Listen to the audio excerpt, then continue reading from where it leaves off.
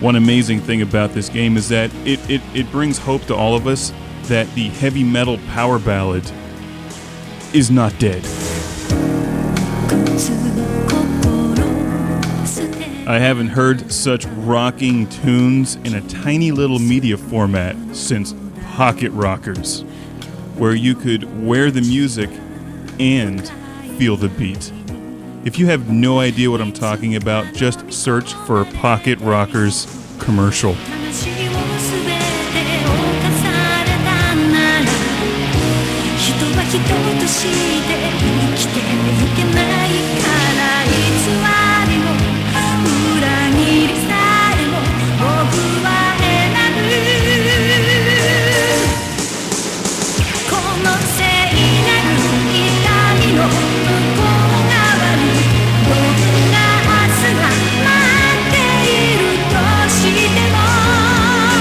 I don't know about you guys, but I was standing behind the editing system doing air guitar the entire time that song was playing. This is Lux Pain for the Nintendo DS. And the game itself has a very different feel than the opening music. It's actually not a game about an aspiring 1980s Japanese heavy metal cover band, although it would be pretty cool if it was. This is a very unique mystery crime game that's extremely difficult to explain, so I'll do my best during the review. For starters, if you like Japanese anime and comic books and mystery style games, then this one might appeal to you. If you're looking for a fast-paced, explosive, action-packed game, stay away from Lux Pain. In many ways, playing this game is more like reading a comic book than it is actually playing a game. That being said, the game seems to be very well produced, and although it takes a long time to get into it, several hours, before it becomes really interesting, there is a compelling story within Lux Pain. The game revolves around the main character named Atsuki, and that's who you're playing as. You're investigating a series of crimes and murders throughout Kisaragi City, and hunting down the Silent and looking for the original.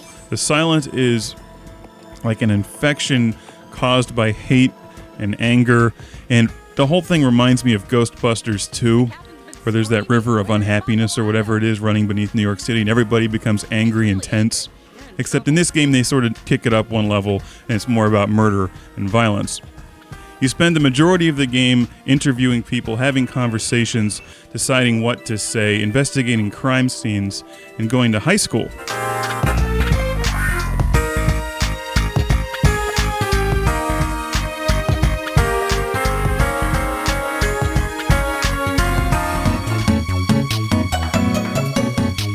It's interesting. You go through days in the game, you start the morning by going to high school, and you pick various points in the map, what room to go to or what spot throughout the school grounds.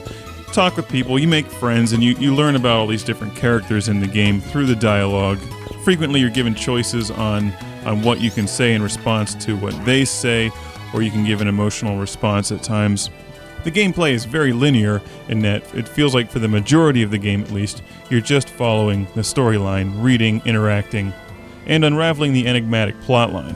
After school you go out into the town and go to various locations and stores and the police station, an internet cafe where some information comes in through email, and you use this information to choose your next location to work with your fort team members to hunt down the Silent and to restore peace to the universe once again.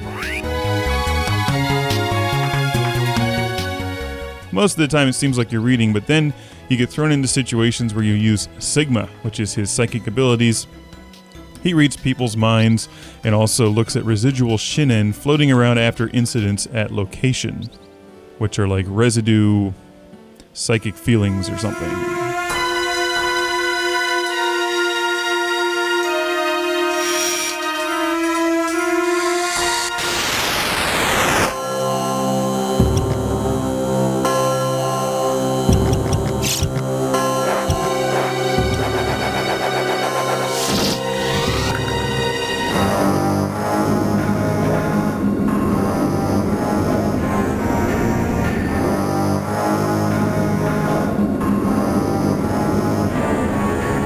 You scratch away at the surface, uncovering feelings and information laying beneath.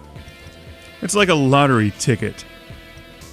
I'm about 5 or 6 hours into the game, and for what it's worth, this is extremely difficult to explain, but I haven't gotten bored playing the game. Even though it really is not a terribly action-packed game, and I would have preferred a little more control over what I was actually asking people. It's like a giant choose-your-own-adventure anime.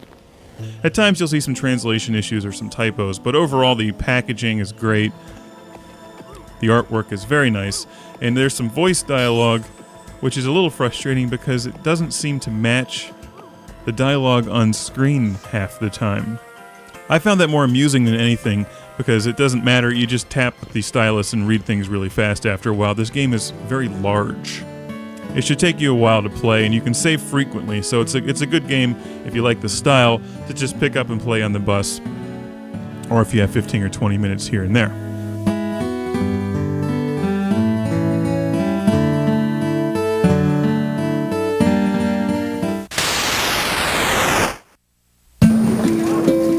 I see your childhood. This cute girl. A happy family. Your mom is beautiful.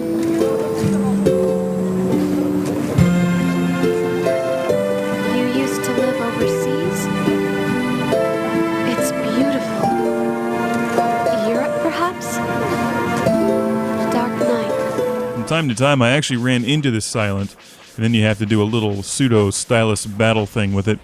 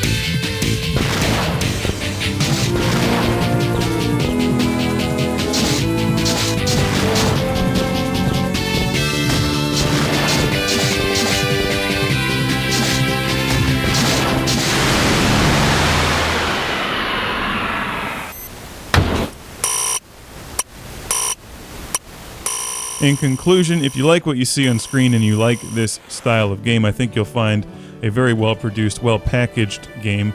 You even get a nice art book with the game, a little art book. And I must admit I'm interested to see where they take the story, because it does take about 3 to 4 hours to really get into it, but then you start to see where they're going with it, and it's pretty cool. But not for everyone.